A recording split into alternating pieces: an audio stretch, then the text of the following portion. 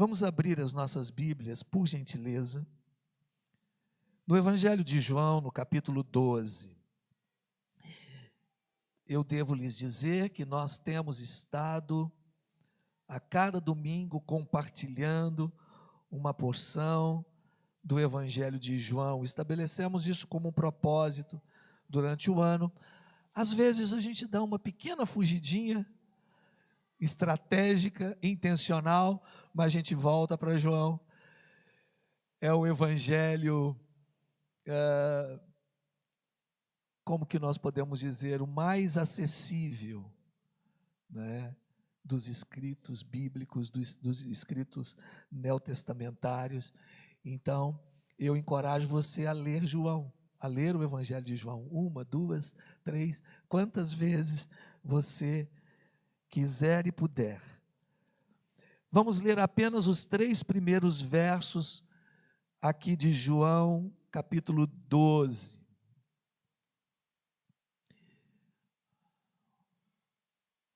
Todos encontraram? Aqueles que não estão com suas Bíblias, aqui o texto está sendo projetado e eu vou ler o texto que está sendo projetado. 6 dias antes da Páscoa, foi Jesus para Betânia, onde estava Lázaro, a quem ele ressuscitara dentre os mortos. Deram-lhe, pois, ali uma ceia. Marta servia, sendo Lázaro um dos que estavam com ele à mesa. Então Maria, tomando uma libra de bálsamo de nardo puro, muito precioso, ungiu os pés de Jesus e os enxugou com os seus cabelos. E encheu-se toda a casa com o perfume do bálsamo. Que o Senhor abençoe a sua palavra. Amém? Queridos, Betânia era uma pequena vila que ficava próxima a Jerusalém, cerca de 15 estádios, 185 metros cada estádio, quase 3 quilômetros. Alguns dão outras distâncias entre Jerusalém e Betânia, mas ficava muito próximo. Beit Ainá significa casa das tâmaras, porque haviam muitas tamareiras ali em Betânia. Mas Betânia foi também chamada por estudiosos como casa da misericórdia, ou a casa dos doentes, porque era uma vila de passagem de viajantes de todos os lugares, e aqueles que bem sabem, estudam um pouco os textos sagrados e a Palestina, vão entender que naquele período, os judeus, quando se deslocavam da Judéia para a Galiléia, eles não passavam por Samaria, via de regra, passavam, mas poucos eram os que passavam por Samaria, a grande maioria passava por Betânia, depois por Jericó, atravessavam o Jordão ali no sul, subiam por Decápolis do outro lado do Jordão e só lá no norte atravessavam para a Galiléia através do mar da Galiléia. Aquela vila era uma vila muito significativa para Jesus. Todas as vezes que Jesus estava em Jerusalém, ele passava por Betânia. Betânia era um lar de amigos. Lá moravam Lázaro e suas irmãs, Marta e Maria. Lá também morava um tal Simão, que um dia fora leproso, mas foi curado por Jesus. Alguns eventos importantes aconteceram em Betânia e o mais importante deles foi a ressurreição de Lázaro, um dos milagres mais notáveis que Jesus realizou. E ali agora, em Betânia, Jesus é ungido naquela casa, onde eles haviam preparado para ele um jantar especial. Sabe, meus irmãos, quando a mesa é posta e Jesus está presente, algumas coisas muito significativas podem acontecer e acontecem. Eu gostaria nesta noite, se me permitem, dar um tema para essa mensagem. Eu pouco faço isso, mas hoje vou fazer, para que você não esqueça um lugar chamado Betânia. Amém? Pode repetir? Um lugar chamado Betânia. Betânia é um lugar simples. Betânia é um lugar de gente simples. Betânia é um lugar de gente como a gente. Betânia é um lugar de hospitalidade. Betânia é um lugar de casa aberta. Quando a casa está aberta para Jesus, ela está aberta para todos. Indistintamente todos. De todas as cores, de todas as raças, de todos os credos, de todas as condições financeiras, cultos e indoutos, todos têm lugar em Betânia. Betânia é a cidade que recebe Jesus de braços abertos, um lugar chamado Betânia. Você pode repetir? Um lugar chamado Betânia. Você não pode se esquecer que um lugar chamado Betânia é um lugar comum, é um lugar acessível a todos que precisam respirar e descansar de uma viagem longa, exaustiva. Betânia, um lugar chamado Betânia. Me permitam então usar a figura desses 3 amigos de Jesus para podermos encontrar neles características daqueles que se encontram com Jesus, características peculiares daqueles que têm um encontro com Jesus, características daqueles que se assentam à mesa com Jesus. Todos os dias, nos assentamos à mesa com Ele. E quando nos assentamos com Ele, acontece o que aconteceu, ou o que foi colocado por Ele lá em Apocalipse, quando João vai dizer: eis que estou à porta e bato. Se alguém ouvir a minha voz e abrir a porta, entrarei em sua casa, cearei com ele e ele comigo. Apocalipse 3:20.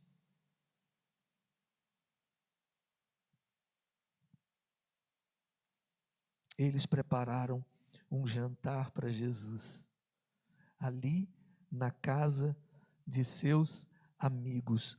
Nós podemos então pensar o que cada um deles está oferecendo para Jesus para além da janta. Primeiro personagem que eu quero mencionar é a figura de Marta. Marta é aquela que serve a Jesus. Não vamos entrar aqui naqueles méritos do primeiro encontro, do encontro lá atrás, onde Jesus disse: Marta, você está preocupada com muitas coisas, você está fazendo muitas coisas, Maria, entretanto, escolheu a melhor parte, e essa não lhe será tirada. Vamos observar de uma outra maneira hoje. sem comparativos, apenas verificando o coração de alguém que deseja servir, de alguém que deseja servir à mesa, de alguém que deseja servir ao mestre, de alguém que deseja dar o melhor para que o mestre possa se alimentar, para que ele possa se sentir bem. O serviço é uma característica de Jesus e dos seus discípulos. Foi Jesus quem disse certa feita: eu não vim para ser servido, mas para servir e dar a minha vida em favor de muitos. O apóstolo Paulo vai nos dizer em Efésios capítulo 6, verso 7, sirvam de boa vontade, como se estivessem trabalhando para o Senhor e não para homens. Marta representa aqui aqueles que servem ao Senhor. Essa era uma característica marcante de Marta. Em Lucas, no capítulo 10, verso 40, encontramos Marta agitada, ocupada em servir, mas servir é um dom, servir é uma marca dos discípulos de Jesus. Olha o que Pedro vai dizer na sua primeira carta, no capítulo 4, no verso 10, sirvam uns aos outros, conforme o dom que recebeu, como encarregados de administrar bem a multiforme graça de Deus. Discípulos de Jesus servem a Jesus, discípulos de Jesus servem uns aos outros, discípulos de Jesus servem ao próximo. Ah, quão triste aquela história daquele homem que foi roubado na estrada e machucado e deixado como morto. Como é triste ver religiosos passando e não se incomodando com a situação daquele homem. Passaram sacerdotes, passaram ministros de louvor, passaram pessoas importantes, e então passa por ali um samaritano que acolhe aquele homem, que cuida daquele homem. Ah, meus irmãos, não combina com discípulos de Jesus não servir. Marta representa aqui na mesa, ou à mesa com Jesus, o servir de todo o coração, o servir com o propósito certo. Servir como Jesus serviu e deu a sua vida. Então, o que nós encontramos, em primeiro lugar, no lugar chamado Betânia, é o servir. Amém? Marta representa servir. Vamos repetir? Marta representa servir. Bem, vamos para Lázaro. Lázaro é aquele que está à mesa, acompanhando Jesus. Lázaro está ali conversando com Jesus. Lázaro está ali ouvindo Jesus. Lázaro está ali comungando com ele. Lázaro, o texto diz, estava à mesa com ele, assentado à mesa. Jesus enfatizou a importância de se assentar à mesa. Olha o que ele vai dizer em Lucas, no capítulo 22, verso 15. Tenho desejado ansiosamente comer esta Páscoa com vocês antes do meu sofrimento. Que coisa linda! Jesus está ocupado em estar com seus discípulos à mesa, mesmo antes de um quadro tão desafiador que ele está por enfrentar. Imagine, pense agora comigo, a cruz está ali, Jesus está caminhando para a cruz, Jesus sabe que vai morrer, Jesus sabe que vai ser humilhado, maltratado. Jesus sabe que vai ser crucificado, mas ele está ocupado com os seus discípulos. Ele deseja estar com eles. Para Jesus, o importante é o tempo presente. É o tempo em que ele está ali compartilhando com os seus discípulos e ele está vivendo isso de maneira intensa. Ah, meus irmãos, aqui há inteireza por parte de Jesus, e Lázaro está ali com ele, e os discípulos estão ali também. A comunhão. Olha o que diz Mateus no capítulo 9, verso 10. Estando Jesus à mesa, na casa de Mateus, muitos publicanos e pecadores vieram e tomaram lugares com Jesus e os seus discípulos. Por quê? Como assim? Como alguém tão santo se assenta com pecadores? Gente como a gente se assenta à mesa com Jesus. Jesus vai dizer: venham todos vocês que estão cansados, oprimidos, sobrecarregados, e eu vos aliviarei. Jesus quer compartilhar conosco, e Lázaro representa este que comunga com Jesus. Ele está ali. A igreja mais tarde vai entender muito bem isso, e Lucas vai registrar no seu segundo tratado a Teófilo, em Atos, no capítulo 2, no verso 42, ele vai dizer: e perseveravam na doutrina dos apóstolos, na comunhão, no partir do pão e nas orações, porque na mesa, ou à mesa, conversamos enquanto comemos. A mesa é o lugar do maior banquete, ainda que seja tão simples. Cada refeição simples, compartilhada com singeleza de coração, agrada a Jesus. E a presença de Jesus faz diferença na vida daqueles que se assentam à mesa. Uma canção mais antiga retrata isso com muita propriedade. Ela vai dizer: somos um corpo em Cristo, aleluia. E mais adiante diz: quando estamos juntos, alguém lembra, não? Entre nós Jesus está. Quando estamos juntos, há poder e autoridade, porque Ele está presente. Mas uma canção mais recente, do Paulo César Baruch, chamada Casa, vai nos dizer: fui convidado à mesa, larguei minhas defesas e vim reconhecer, não merecia estar aqui comigo. Eu trouxe amigos, felizes ou feridos, gente que escutou esse chamado e aceitou. E é tão bom saber que há lugar aqui, a graça nos chamou à mesa do Senhor. Há um lugar para cada um de nós.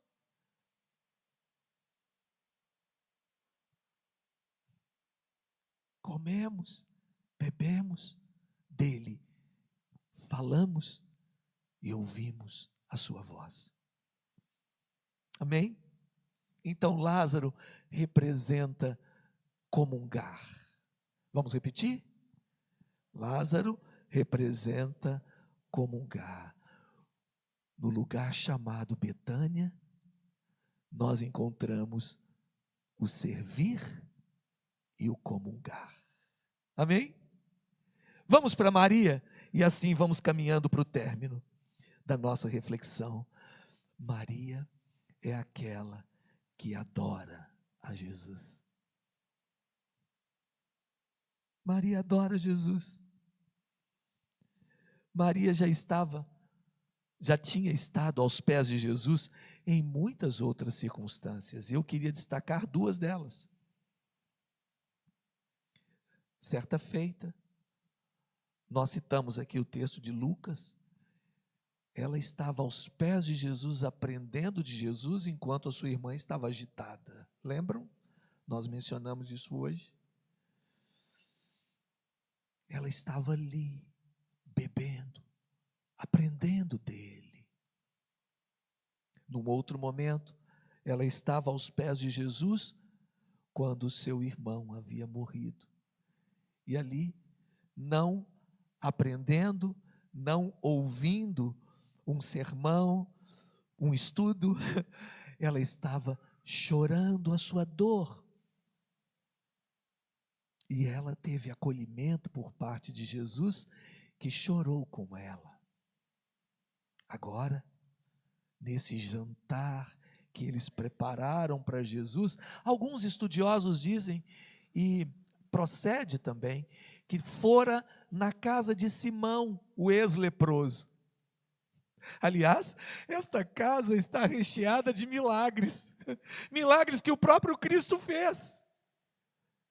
Porque é assim ou não? Quando nós nos reunimos, nós olhamos um para o rosto do outro e vemos os milagres de Deus. E nos lembramos dos milagres, e nos lembramos dos feitos do Senhor.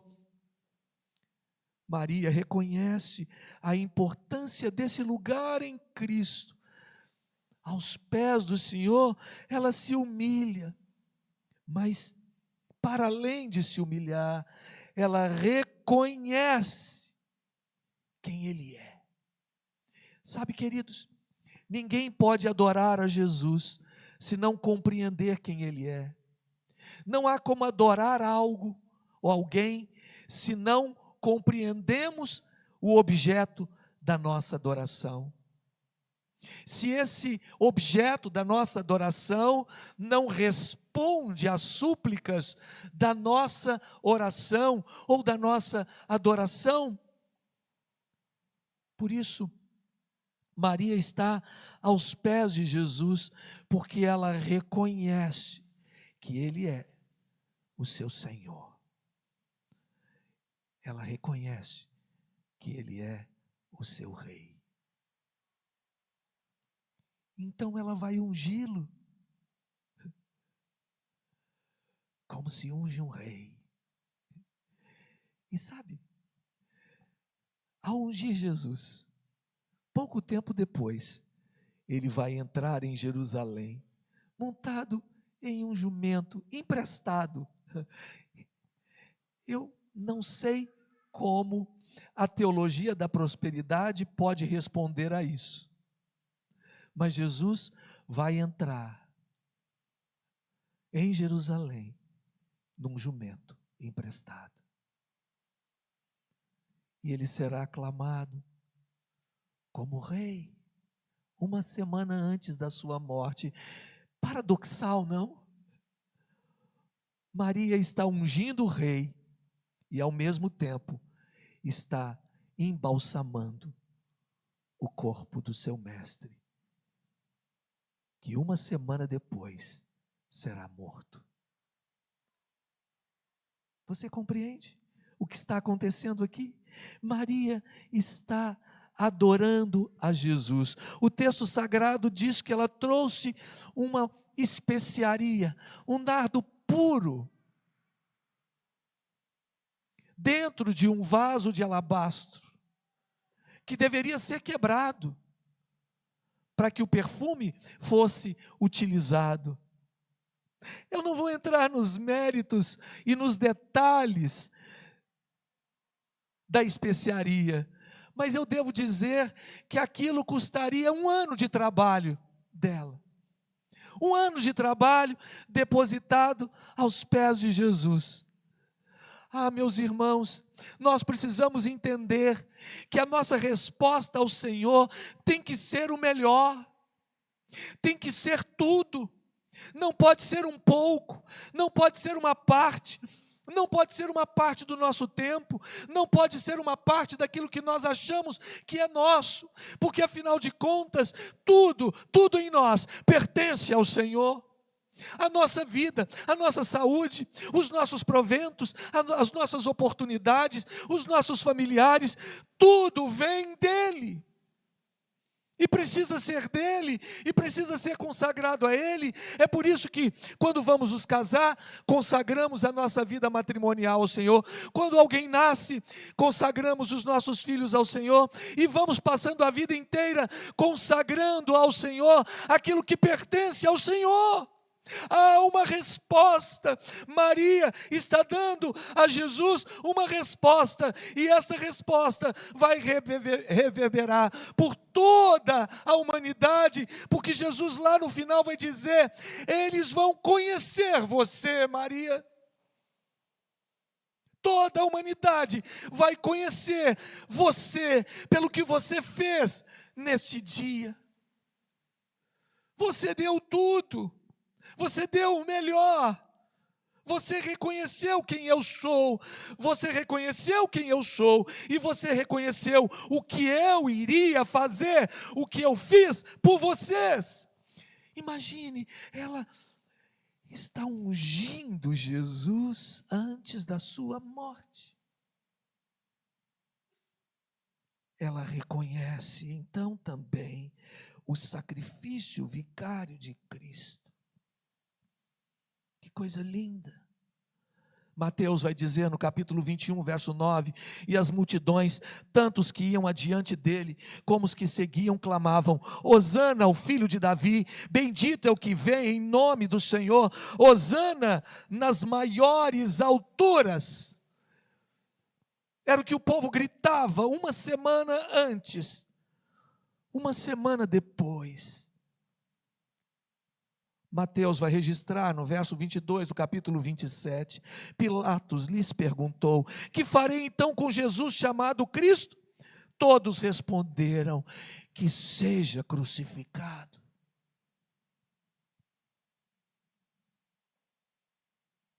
Jesus havia advertido os seus discípulos. No capítulo 26 de Mateus, nos 2 primeiros versos, quando Jesus acabou de proferir essas palavras, disse aos seus discípulos: vocês sabem que daqui a 2 dias será celebrada a Páscoa, e o Filho do Homem será entregue para ser crucificado. Maria sinaliza com sua devoção, com sua adoração, e o lugar se enche de perfume. Sabe, meus irmãos, quando nós adoramos ao Senhor em espírito e em verdade, o ambiente se enche de perfume. Deus aceita o perfume da nossa adoração, porque compreende que nós o reconhecemos acima de todos, que nós reconhecemos a sua presença, que nós reconhecemos a sua obra em nosso favor. Maria representa a adoração. Num lugar chamado Betânia, a adoração se faz presente. No lugar chamado Betânia, há que se adorar. Quero concluir. Em um lugar chamado Betânia, aprendemos a estar à mesa com Cristo. E ali, Ele nos leva a servir, como Maria. Ali, Ele nos leva a comungar, como Lázaro. Ali, Ele nos leva a adorar, como Maria. Eu falei Maria no início, é Marta, né? Nos leva a servir como Marta. Nos leva a comungar como Lázaro e adorar como Maria. No vilarejo simples de Betânia, Jesus nos ensina que nas ceias, nos jantares, nós temos uma grande oportunidade de servirmos uns aos outros. Servir não é um peso, não pode ser um fardo, Servir é um privilégio. Servir é uma bênção de Deus, uma dádiva de Deus. Ali, a comunhão não é um relacionamento comum, não é um relacionamento superficial, nem tampouco algo simplório. A comunhão é uma bênção. É a bênção de compartilhar o mesmo pão, o mesmo cálice, de aprender a receber, regozijar e repartir. Ah, meus irmãos, nós precisamos aprender a receber. Nós precisamos aprender a regozijar pelo que recebemos. E nós precisamos aprender a repartir o que recebemos. Não tem sentido seguir a Jesus se não compreendemos esta verdade de servir uns aos outros, de comungar do mesmo pão, de servir a Jesus e de ter comunhão com Ele. E a partir da comunhão com Ele que podemos servir os outros. A adoração não é apenas um ritual religioso ou uma liturgia de um culto, mas é uma entrega sem reservas, total. É um sacrifício dedicado única e exclusivamente a Deus.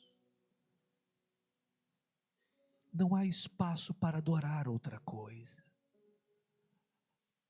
A palavra de Deus nos recomenda: ao Senhor teu Deus adorarás, e só a Ele servirás. Jesus disse isso no deserto da Judeia para o arqui-inimigo de Deus. Mas Deus já havia dito no passado: não terás outros deuses diante de mim. Sabe, meus irmãos, adorar é sacrificial. Adorar não é cantar belas canções. Vocês sabem como eu gosto de cantar as canções e tocar as canções. Mas a primeira vez que a palavra adoração aparece na Bíblia, ela aparece naquela viagem que Abraão fez com Isaque, seu filho. No caminho, quando estava próximo do monte, ele disse para os seus servos: fiquem aqui, eu vou com o moço adiante, e havendo adorado, voltaremos. Até onde sabemos, Abraão não estava com instrumentos musicais na mão, Abraão não estava com uma equipe de louvor, Abraão estava levando lenha, Abraão estava levando um cutelo, Abraão estava levando o seu filho para ser sacrificado lá. Adoração é sacrifício, é entrega, é dar o melhor, não qualquer coisa, não talvez uma pequena parte do meu tempo, ou uma pequena parte do dinheiro que eu acho que é meu. Não. Adoramos quando reconhecemos quem Ele é, o que Ele fez, e damos a Ele tudo sem reservas. Por fim, no lugar chamado Betânia, nos reunimos à mesa em torno de Cristo e celebramos os seus feitos. Lá está Lázaro testemunhando, um testemunho público. Todos que estão ali estão olhando para Lázaro e vendo o milagre. Todos estão vendo o tempo todo o milagre. Alguém vai te dizer durante a semana: o que aconteceu com você? Foi Jesus. Eu achei que você não ia voltar. Foi Jesus. no lugar chamado Betânia, nós nos vemos e vemos os feitos de Deus.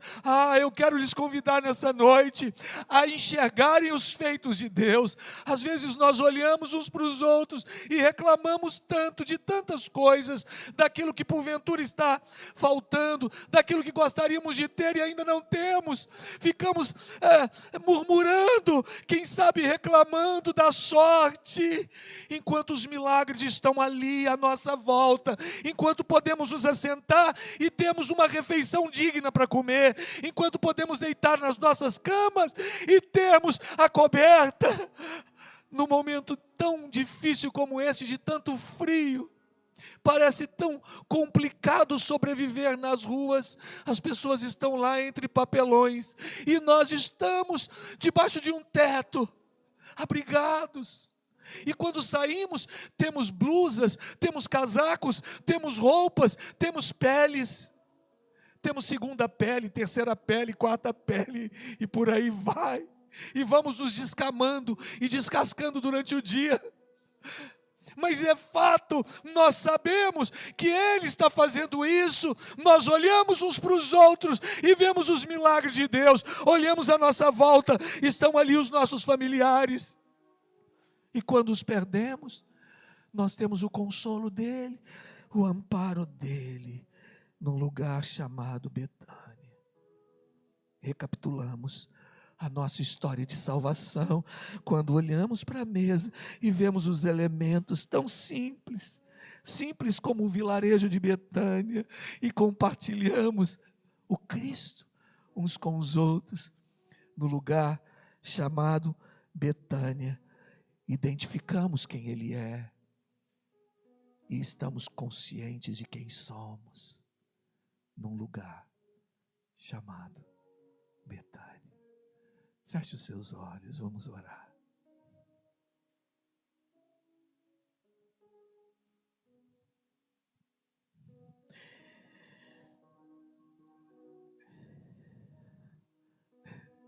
Eu queria que você pensasse nesse momento que nós estamos em oração, que o lugar chamado Betânia pode ser a sua casa. O lugar chamado Betânia pode ser a sua igreja. O lugar chamado Betânia pode ser o seu local de trabalho. Porque o local onde Jesus está, por mais simples que seja, ali haverá um banquete.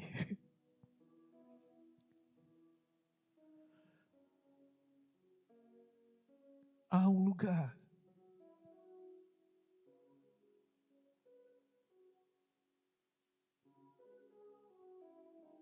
onde Jesus está e manifesta a sua presença, onde seus milagres são palpáveis, são visíveis, são tangíveis. A sua presença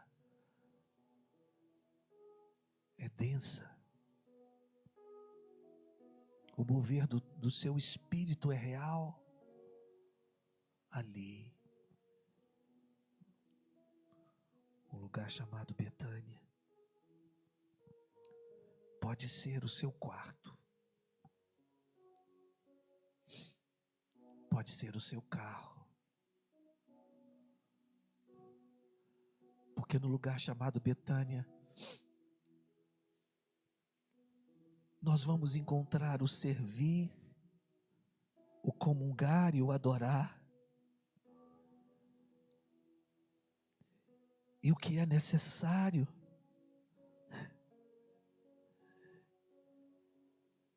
é o adorador e o adorado. Ali. Fale com Ele agora. Diga para Jesus: Jesus, eu quero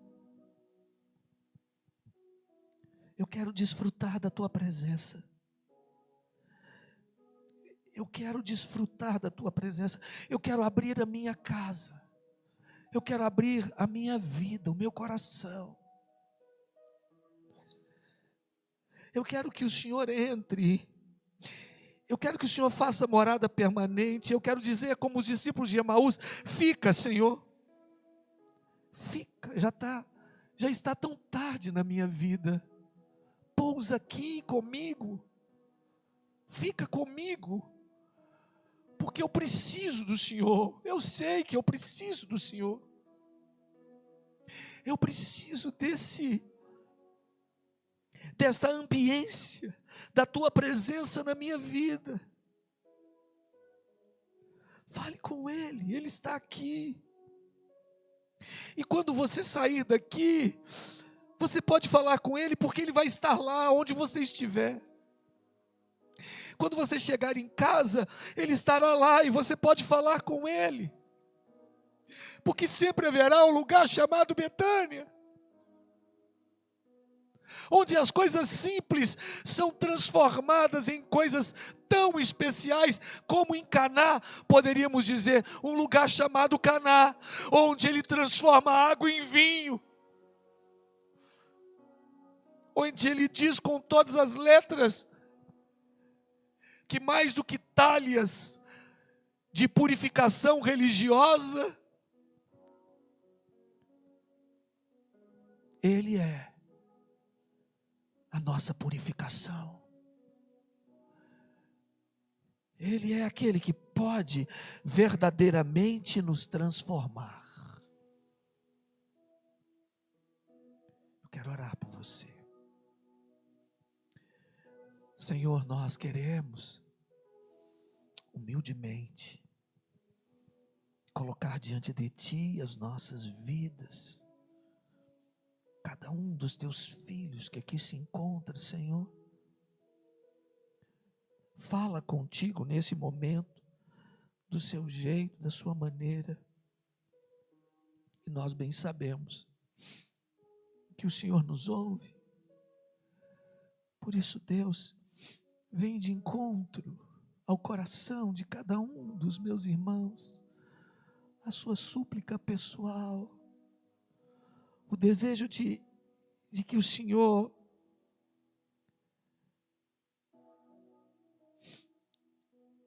reparta o pão e tome o cálice. Senhor, em nome de Jesus, nós te louvamos, porque podemos estar diante de Ti, podemos falar contigo, podemos ouvir a Tua voz, podemos Te servir e podemos Te adorar.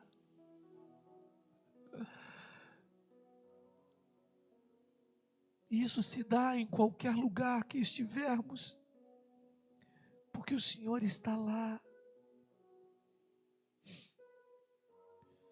Ouve, Senhor, as nossas súplicas, os corações rendidos a Ti nesta noite, e abençoa o Teu povo. Nós te pedimos, Pai, que as experiências sejam incontáveis, mas sejam compartilhadas, tantas quantas forem possíveis serem compartilhadas, dos feitos do Senhor em nossas vidas, e que nos muitos encontros da vida, com irmãos, com familiares, com amigos e até com desconhecidos, que o Teu nome seja glorificado.